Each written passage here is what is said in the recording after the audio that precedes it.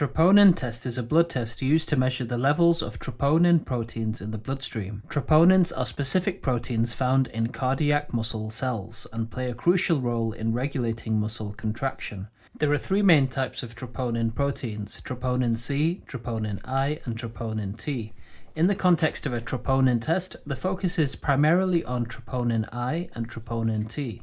Scientifically, a troponin test is used to assess and diagnose various heart-related conditions, primarily acute myocardial infarction, commonly known as a heart attack. This is what the test can tell you.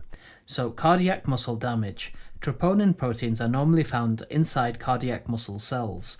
When the heart muscle is damaged, such as during a heart attack, these cells release troponin into the bloodstream. Therefore, elevated levels of troponin in the blood indicate damage to cardiac muscle tissue. Sensitivity and specificity. So, troponin tests are highly sensitive and specific for detecting cardiac muscle damage.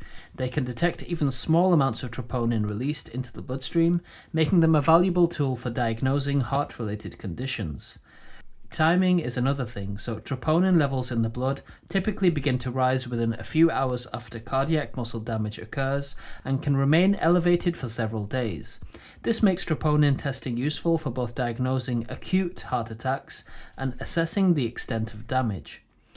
It can also be used for distinguishing types of heart attacks, so troponin testing can help differentiate between different types of heart attacks. For example, it can distinguish between ST segment elevation myocardial infarction, abbreviated as STEMI, and non-ST segment elevation myocardial infarctions, abbreviated as NSTEMI. These both have slightly different clinical implications and treatment approaches. The troponin test can also be used for risk assessment.